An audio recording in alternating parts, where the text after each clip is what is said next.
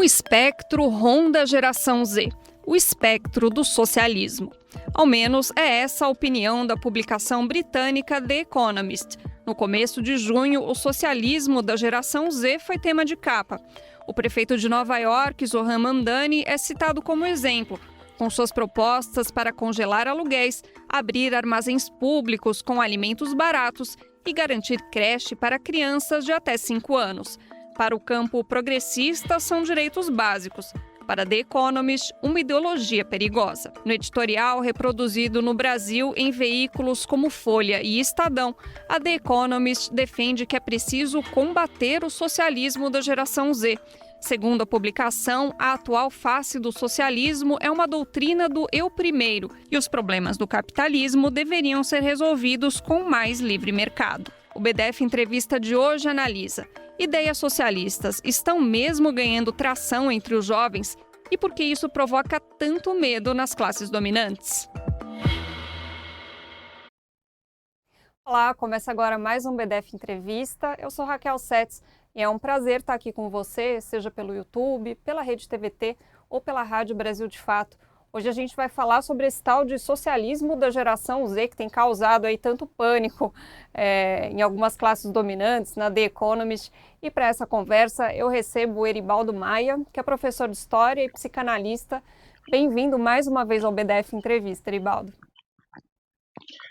Bom dia, obrigado pelo convite, sempre muito bom estar por aqui para a gente conversar, trocar ideia, ainda mais para falar dos jovens, né? Nunca pensei que chegaria meu momento de falar nos jovens como pessoas externas, mas chegou o momento.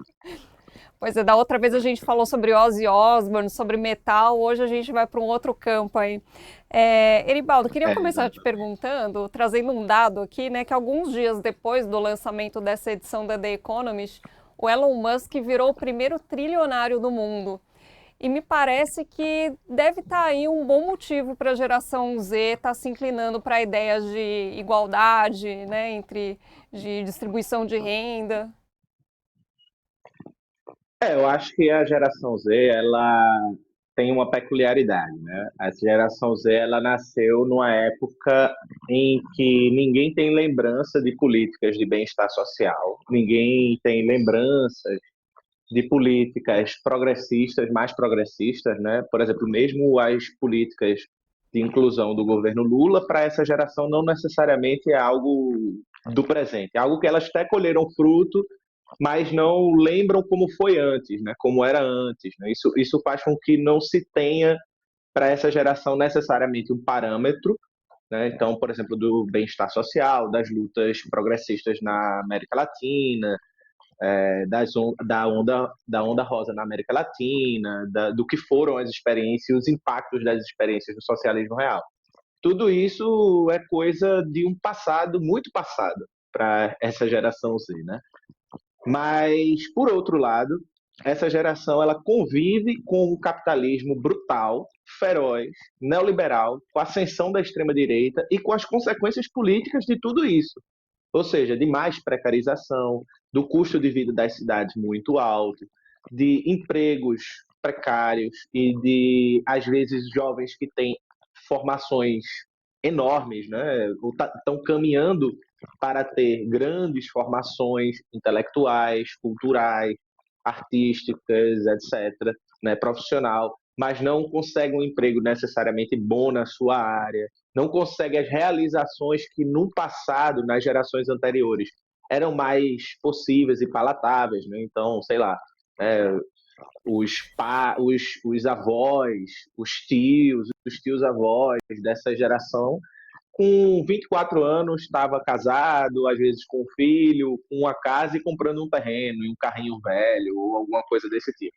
E hoje esse tipo de conquista é muito distante, assim, absolutamente distante, para essa geração Z. Não por um acaso a geração Z ela tem se radicalizado politicamente para todos os lados, né? Isso é um sintoma. Ela tem se radicalizado para todos os lados e também para o socialismo. Ela tem sido mais permeável às ideias socialistas, né? Porque se nas gerações passadas ainda havia uma utopia ou uma perspectiva política de que através da mediação dos conflitos, da busca de consensos, da democracia burguesa, a gente poderia resolver os problemas políticos do nosso tempo. O jovem percebe que esse modelo político é completamente falido.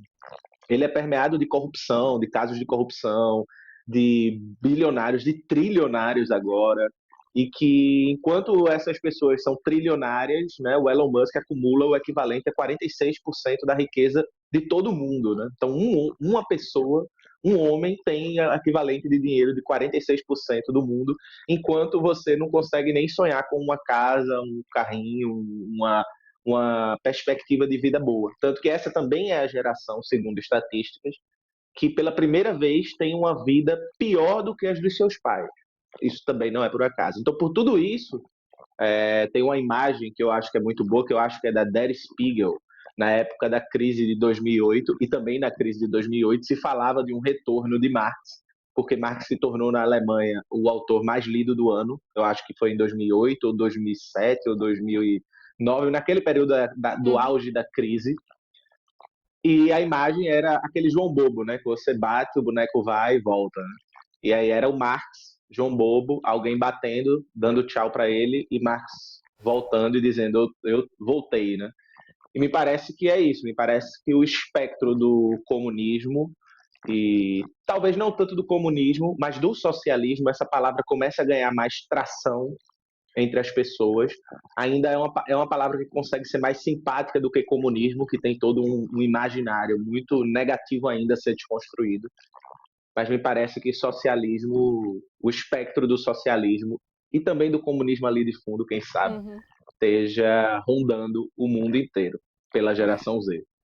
Eu só acho que é legal a gente abrir um parênteses aqui, que na teoria marxista o socialismo é uma fase de transição, né, do capitalismo para o comunismo. O comunismo seria a abolição do Estado, né, a abolição total do capitalismo, mas quando se fala em socialismo dentro dessas pesquisas, né, que estão sendo feitas nessa chave, está se falando mais de uma política de bem-estar social, né, uma social-democracia com políticas de bem-estar social. Né? E aí você citou a crise de 2008 e eu ia perguntar justamente isso. Eu sou millennial, acho que você também deve ser, né? A gente é de uma geração, aqui no Brasil bateu pouco, né, essa crise, mas em termos globais é uma geração que foi marcada pela crise de 2008, teve Occupy Wall Street, teve Somos 1%, mas acho que isso não acabou não se transformando, né, não levando a uma adesão maior ao socialismo, ou talvez tenha tido por um tempo e depois arrefeceu, né? Parece que a geração Z está mais inclinada. Você vê que o próprio funcionamento, entre mil aspas, normal do capitalismo, sem uma crise de dimensões da de 2008, está levando os jovens para ideias socialistas? Eu acho que não é algo puramente automático. Obviamente que a conjuntura influencia muito. Foi bem lembrado você fazer essa observação da diferença do socialismo e do comunismo, e que é isso, né? O socialismo aparece como algo, são ideias muito difusas às vezes, né? E o socialismo aparece como algo mais moderado, né, do que o comunismo. Né? E, de fato, né, pensando desse sentido mais senso comum, né? Mas ainda assim, diante de um quadro em que você tinha o fim da história para a nossa geração é a geração do fim da história, né? De que só existe o capitalismo, não existe socialismo, não existe comunismo, não existe nada disso. Né? Tudo isso é uma loucura. Ser de esquerda é você fazer políticas sociais.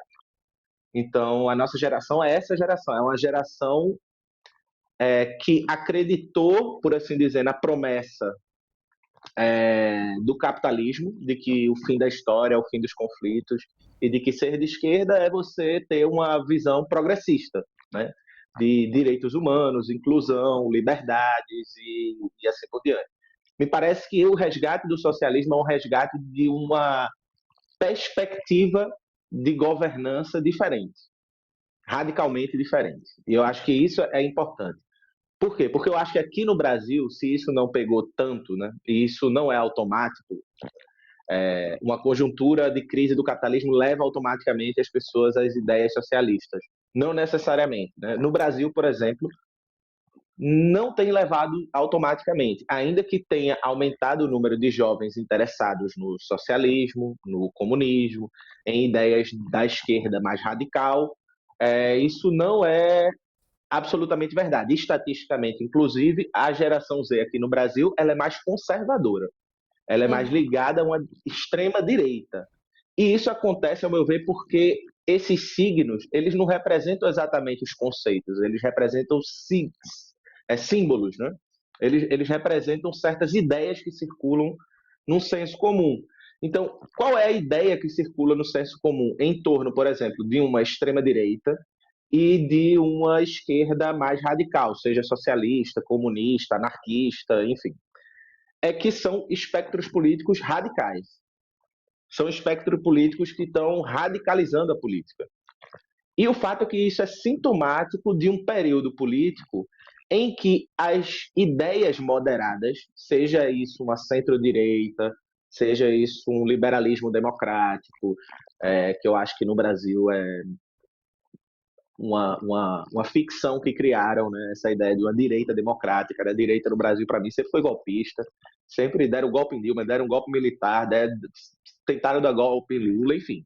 Para mim, a direita sempre foi golpista. Mas existe esse mito, essa ficção, né, de uma direita moderada, democrática e assim por diante. E também você tem representando, né, talvez no petismo, uma esquerda mais centro-esquerda, né, progressista, que se preocupa com políticas públicas, que faz importantes políticas públicas, né, a Bolsa Família, Minha Casa Minha Vida e outros, mas não é uma esquerda radical. Né? O próprio Lula faz falas dizendo, não sou nenhum radical, etc. E é verdade, ele não é mesmo nenhum radical, é um democrata. Lula é um democrata de centro-esquerda e que o problema é que esse campo do centro, que tenta, seja centro-direito, centro ou a centro-esquerda, que tenta construir a política a partir de mediações de consenso, né? Então você tenta construir consensos públicos, a partir desse consenso público você avança. Se você não consegue construir esse consenso público, você vai tentando fazer jogos institucionais para poder construir esses consensos públicos, seja no campo institucional, seja no campo da esfera pública, para poder você ir avançando. O fato é que, especialmente no Brasil, esse campo, e no mundo inteiro também você vê isso, esse campo entrou em colapso. Ele existe, ele tem força eleitoral, mas ele tem entrado em colapso porque ele já não dá as respostas políticas suficientes para os problemas das pessoas. Então, o fato é que. Cheats apareceu aqui para ver um pouco da conversa também. O fato é que, diante dessa crise da democracia burguesa e dos seus espaços de consenso e de mediação, o jovem se radicaliza. Ele procura respostas radicais. Sejam essas respostas radicais uma falsa resposta, mas ainda que seja uma resposta, seja essa resposta uma resposta pela esquerda, né, socialista. Então, veja, aqui no Brasil você, de fato, tem uma maioria da juventude conservadora, mas na Europa e nos Estados Unidos você tem um crescimento de perspectivas socialistas. Sim. E você tem, por exemplo, no Brasil, a Samara Martins, da UP, pontuando 3 pontos, empatado com o Renan Santos, apesar da mídia liberal, da mídia, da grande mídia, ficar incensando o Renan Santos como se ele fosse candidato competitivo para que ele se torne um candidato competitivo, enquanto a Fora Samara toda a e grana os do outros MBL, candidatos. né? E o canhão Exatamente. de mídia Enquanto a que ele já Samara e os tem. outros candidatos. Exatamente. E não tem espaço nenhum e dinheiro nenhum. Né? Essa é a bem verdade. Além dos problemas organizativos que, de fato, a esquerda radical os tem e muitos, ao meu ver. Né? Então, eu acho que isso é um sintoma de uma época também.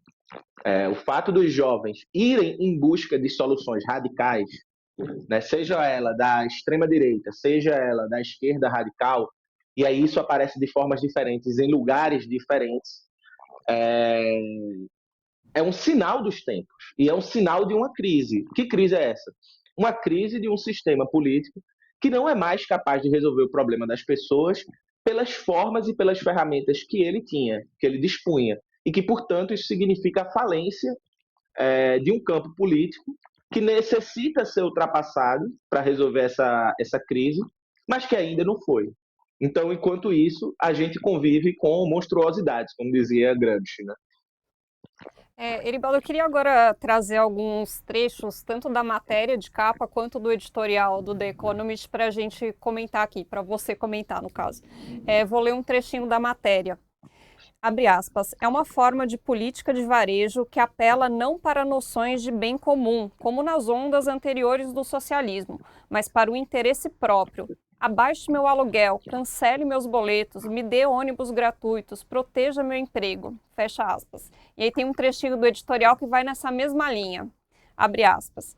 Esqueça os ideais coletivistas ponderados ou a tomada dos meios de produção. O socialismo da geração Z é uma doutrina do eu primeiro, fecha aspas. Está acusando o socialismo de fazer o que o capitalismo faz, né? Exatamente, né?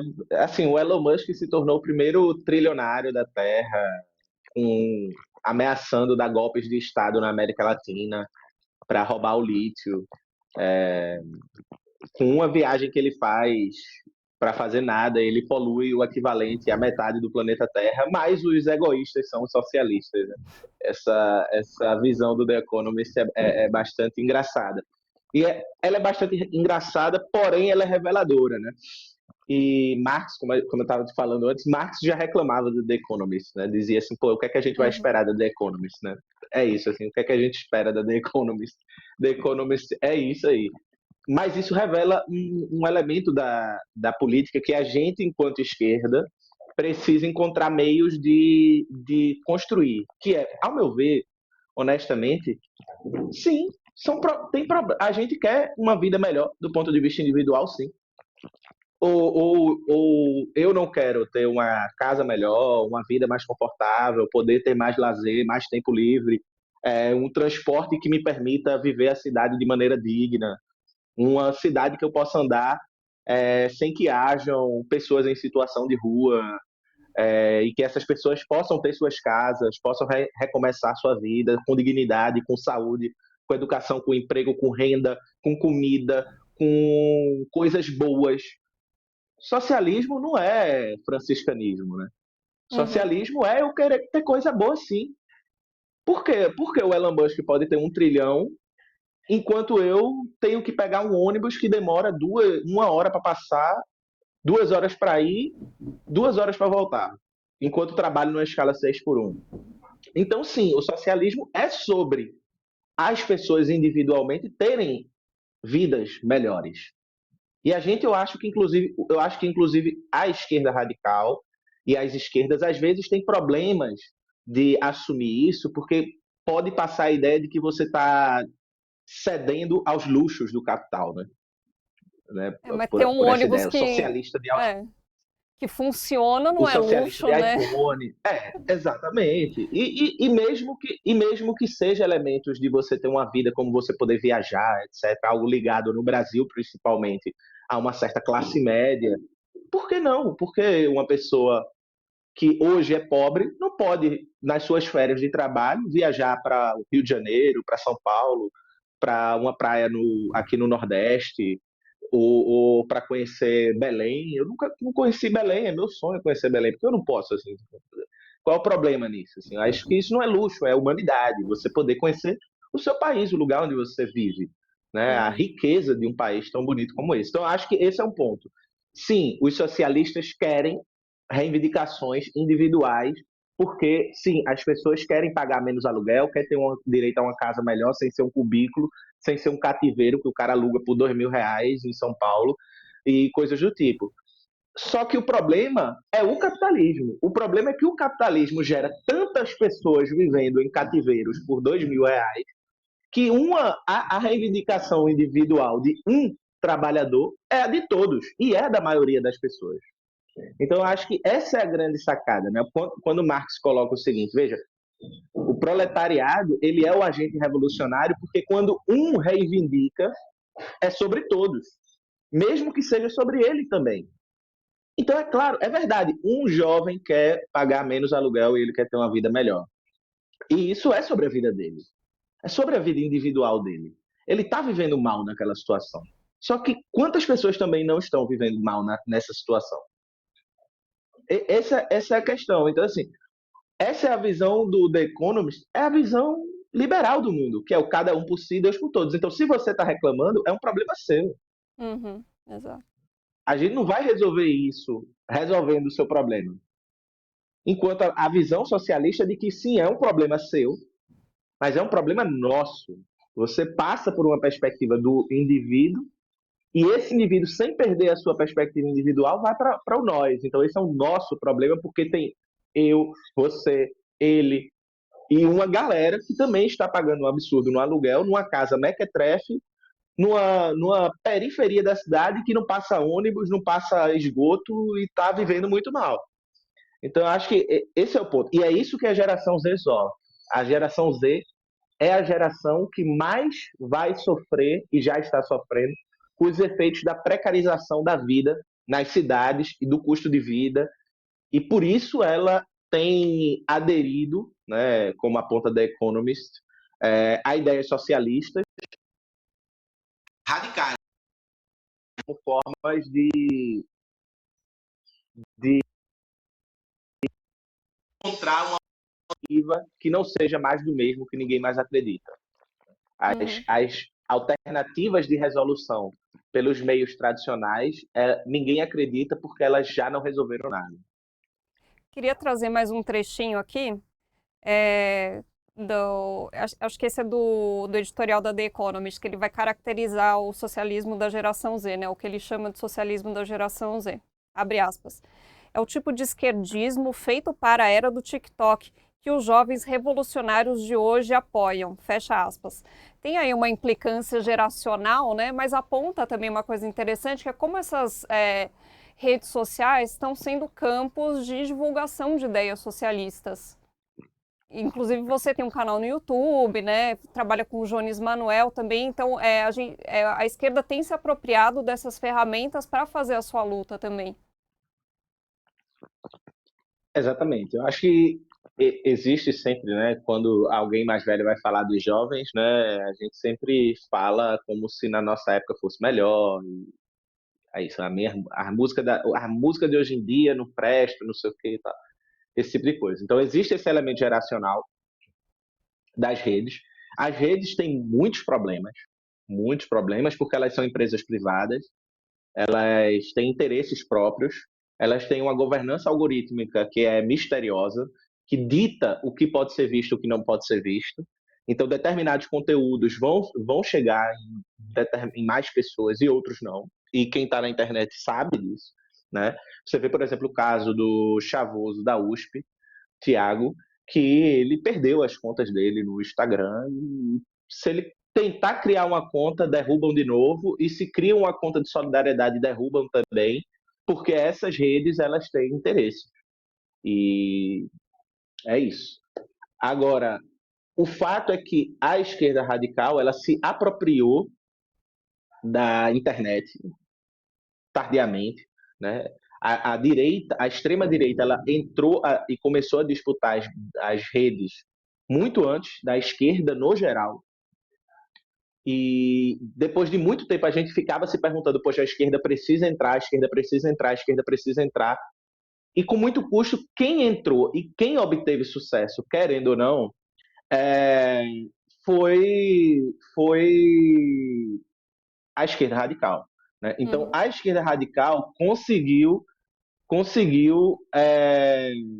disputar as redes, conseguiu encontrar um espaço, uma linguagem, e foi chegando formadores, produtores de conteúdo, foram formando outros produtores e outros formadores, foram chegando os jovens da geração Z e foram, com a sua convivência das redes e assim por diante, foram produzindo cada vez mais modos e formas de lidar com as redes e de produzir esse tipo de conteúdo. O fato é que os jovens sabem mexer com a internet, entendem desse tipo de linguagem, conhecem esse espaço e produz conteúdo sabendo, conhecendo esse tipo de linguagem e de gramática digital, que é um tipo de gramática própria, né?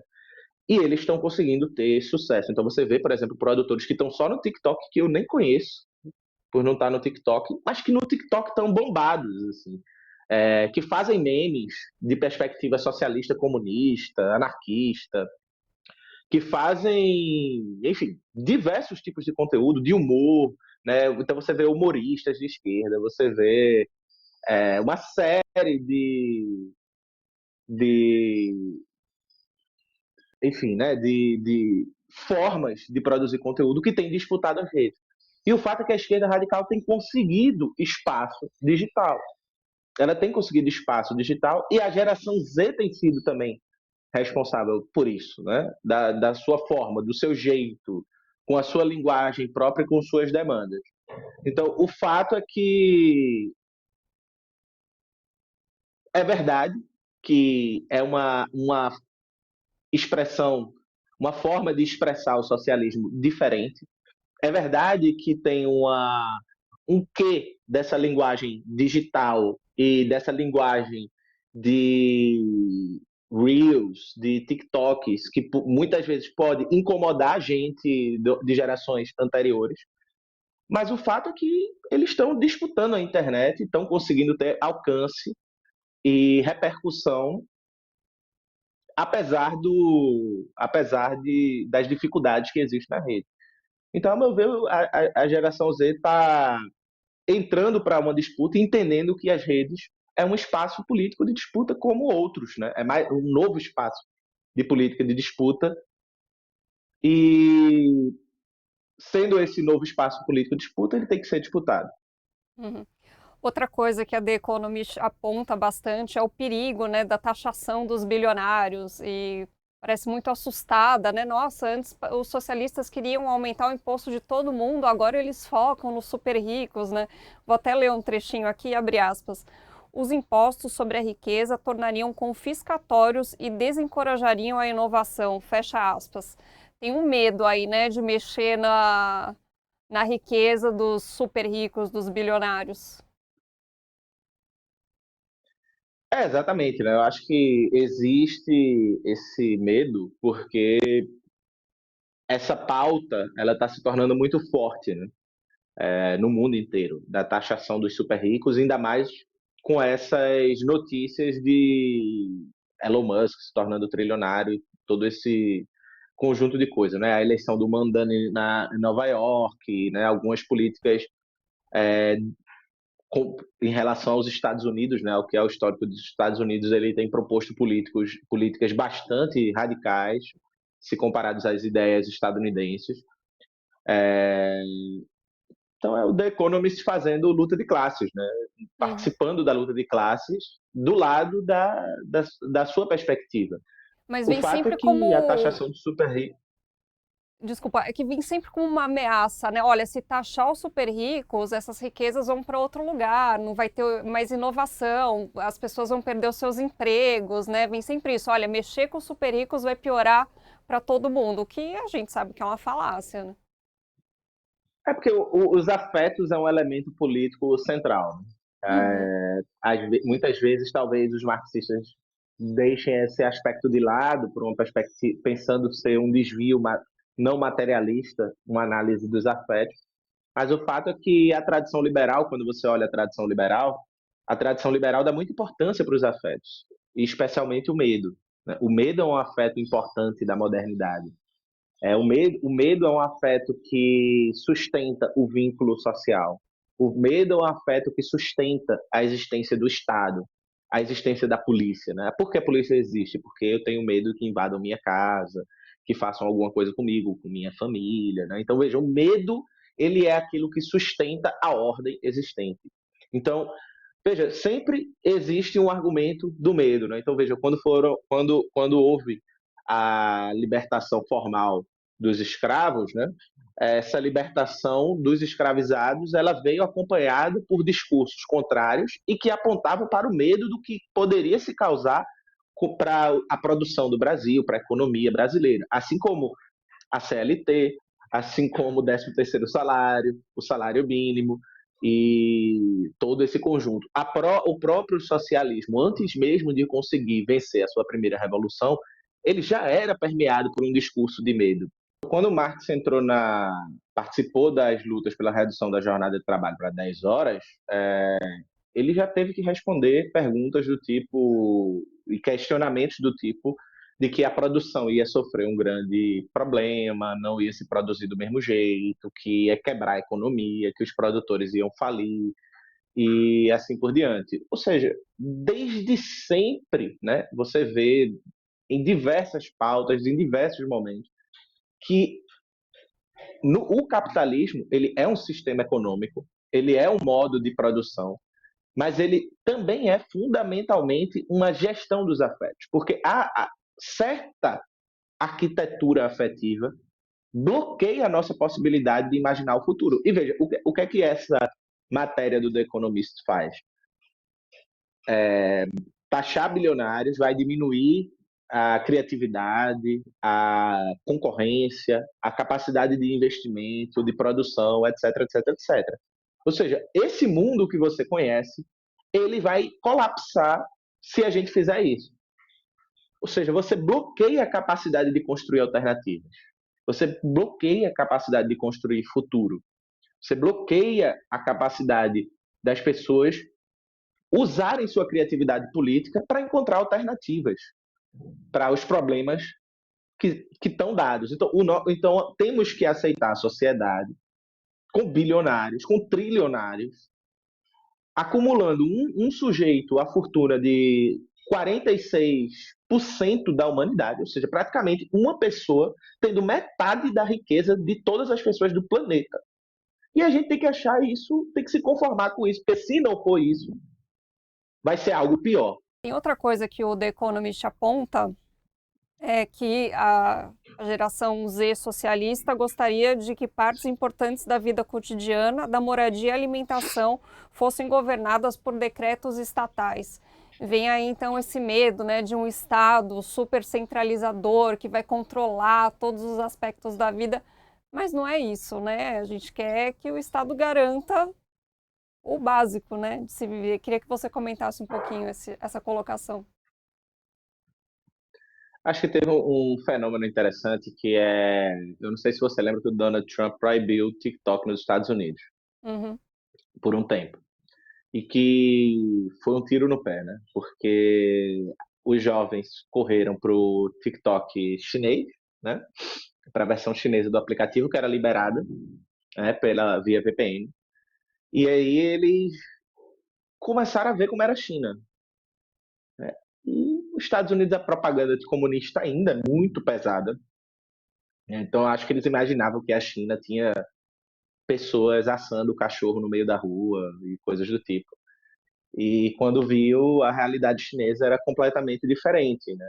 Então, muita riqueza, prédios luxuosos, as pessoas tendo uma qualidade de vida, aluguéis baratos, né? E agora tem TikTokers de cotidiano na China, né? Então, chineses que fazem conteúdo sobre a China, né? Apresentando a China para o mundo. E as pessoas simplesmente começaram a chegar à conclusão de que a China talvez fosse melhor do que os Estados Unidos. Eu acho que é isso que você falou. As pessoas não estão querendo simplesmente um superestatismo, né? Como se fosse um Estado, essa visão que os liberais têm quando você diz assim, o Estado tem que garantir a alimentação. A visão do liberal é tipo um Estado totalitário controlando a vida das pessoas todas, deixando todas com o mesmo corte de cabelo, iguais, sabe? E não, o que ao meu ver, é muito mais um sintoma do fracasso de uma... E aí a gente volta para aquele elemento.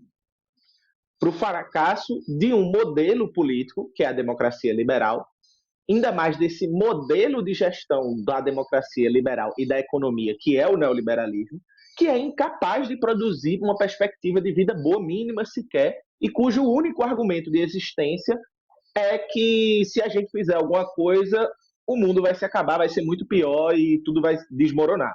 Que é ruim comigo, pior semigo, como a gente diz aqui em Recife, né?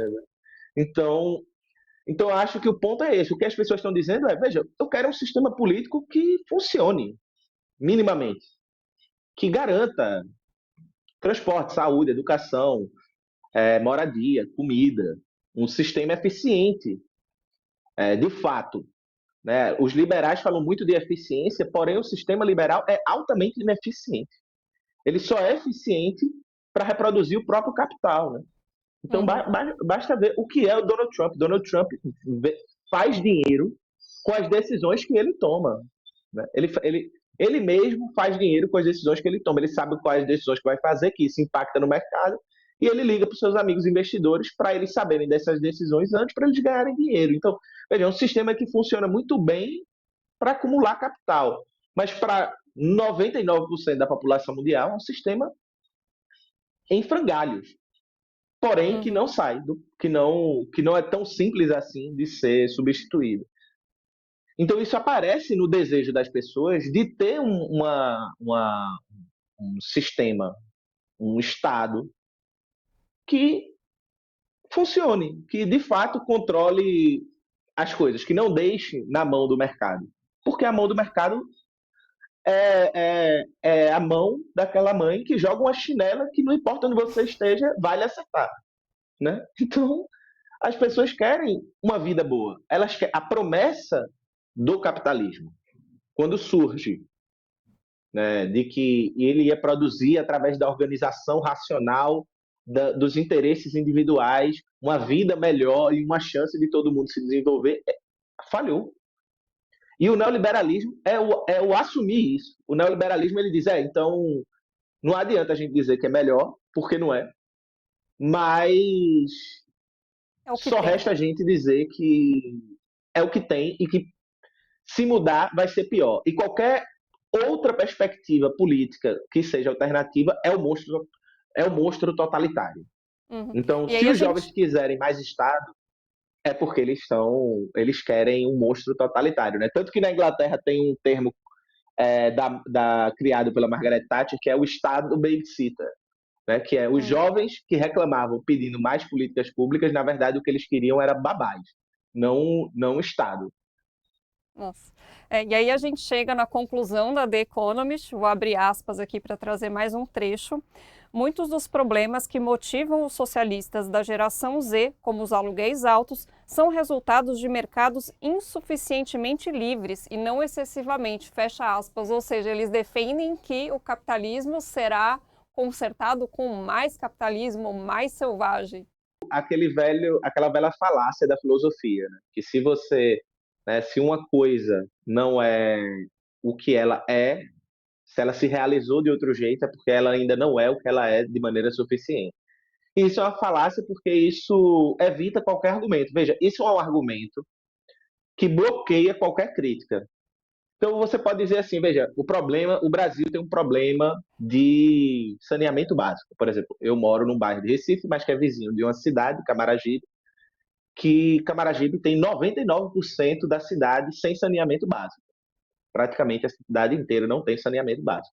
Qual é o problema? O problema não é o capitalismo. O problema é a falta do capitalismo. Ainda que o Brasil seja capitalista desde o início da sua sociedade, né? Desde sempre. Então você vai, por exemplo, o Sudão vive uma crise social brutal. O problema do Sudão o problema é falta de capitalismo, ainda que o que tenha causado aquilo que o Sudão vive tenha sido exatamente o capitalismo. Então você pega os principais berços do capitalismo, Estados Unidos e Inglaterra principalmente, e Alemanha, e você vê que eles têm problemas de aluguéis altíssimos. Inclusive, muitos desses problemas causados pelo Airbnb.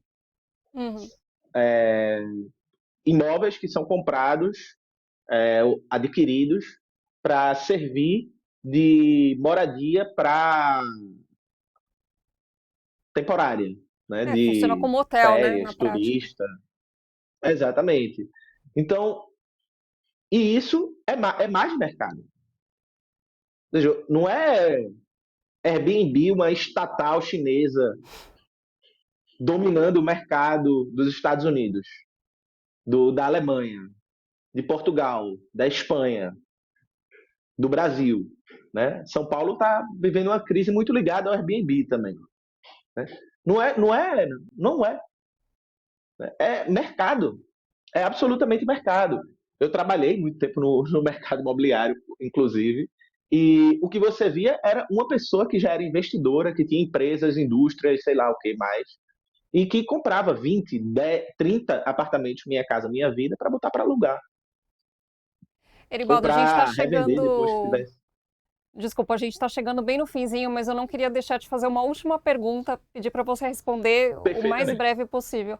Mas você vê uma perspectiva dessas ideias, né, dessa simpatia pelo socialismo, pelo comunismo, se tornar uma política de fato, isso vir para o concreto, a gente ter algo mais nessa linha?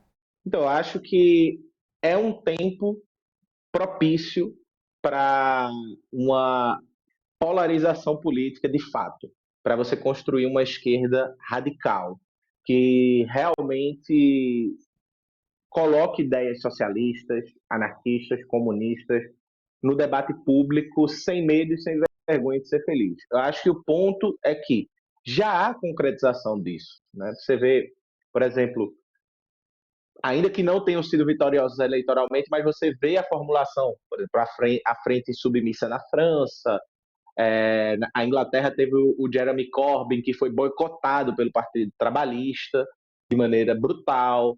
Nos Estados Unidos, por mais que seja os Estados Unidos e que, do ponto de vista mais rigoroso, nem seja tão radical assim, mas para os Estados Unidos é muito radical, né? O Bernie Sanders, você tem, por exemplo, na América Latina, o Gustavo Petro.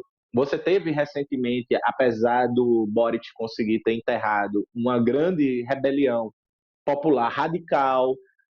Então você tem no Brasil candidaturas fortes, tem a de Jones, enfim, tem Humberto Matos, tem a própria Samara Martins, que vem pontuando bem. Ou seja, você tem uma reorganização de um campo, ou você tem pelo menos, para falar de um ponto de vista liberal, né? Você tem uma demanda por essas ideias e que está ganhando algum corpo ao redor do mundo. Meu ponto, e aí falando especialmente no Brasil e em outros lugares também, nos Estados Unidos também, por exemplo, que tem um grande interesse pelo socialismo ultimamente, é se a gente vai conseguir traduzir isso em organização política. Eu vejo, no caso do Brasil, que as organizações da esquerda radical são muito desorganizadas. Muito, muito desorganizadas, sectárias e politicamente infantis, às vezes.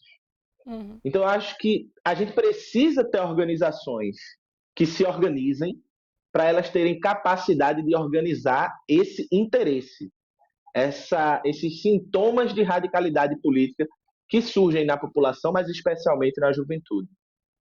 Eribaldo, super obrigada pela conversa, até uma próxima. Obrigado, eu que agradeço. Na próxima, é só chamar. O BDF Entrevista de hoje fica por aqui, a gente se vê no próximo programa. Tchau.